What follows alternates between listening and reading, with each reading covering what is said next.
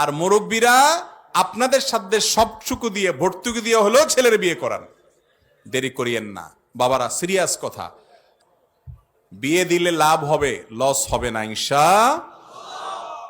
মেয়েদের বয়স 14 থেকে 28 হওয়ার সময় বাবা মা বিয়ে দিতে থাকে, কিন্তু ছেলেদের আর্থিক সামর্থ্য না থাকার কারণে সঠিক বয়সে বিয়ে করতে পারে না, তাই চরিত্র শতভাগ ধ্বংস হয়ে যায়। মূল প্রশ্ন এ বিষয়ে অভিভাবকদের উদ্দেশ্যে কিছু বলেন, ছেলেদের চরিত্র যেন ভালো থাকে।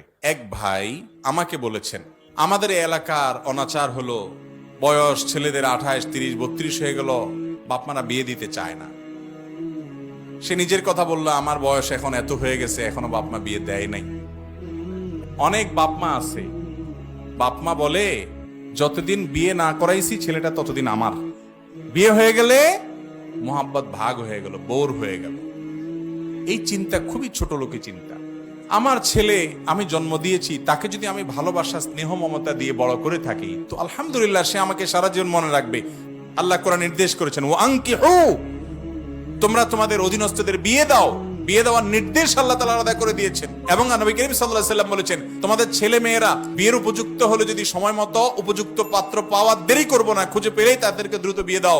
যদি দেরি করো তাহলে ফিতনা ফাসাদ হবে, নানা রকম ব্যভিচারে তারা জড়িয়ে পড়বে। আমি সবসময় বলি, চাচা মিয়ারা শুনে রাখেন, আপনারা বেশিরভাগ কিন্তু কম বয়সে বিয়ে করেছেন।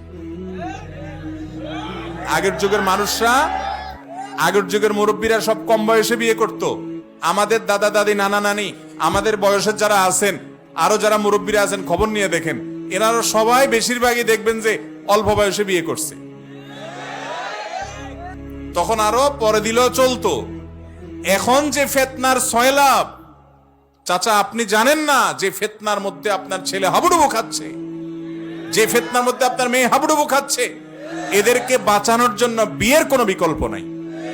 বিয়ে দিলে লাভ হবে, লস হবে না ইনশাআল্লাহ।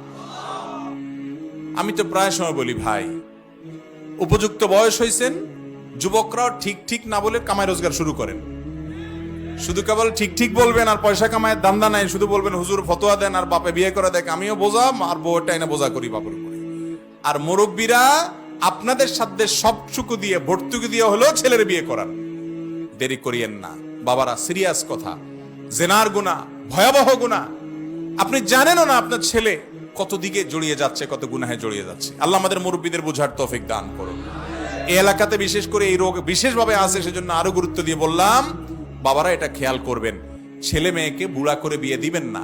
আপনি যে চিন্তা করে দিচ্ছেন যে ঠিক আছে, ও ছেলে মেয়েকে দেখুক, ভাই বোনকে দেখুক, সংসার দেখুক, সব দেখুক, তারপরে বিয়ে করাবো, বেচারারে পচার পরে তারপরে বিয়ে করাবেন, এই চিন্তা কেন করছেন? ভালো করে শুনে রাখেন, ছেলে যদি মানুষের মতো মানুষ হয়, ওকে সময় মতো বিয়ে করাইলেও বিয়ের পরেও সে ভাই বোনের দিকে খেয়াল রাখবে। আর যদি অমানুষ হয় তাহলে সে কখনোই খেয়াল রাখবে। আর মানুষ মানুষের পালন কর্তা না, মানুষের পালন কর্তা কে?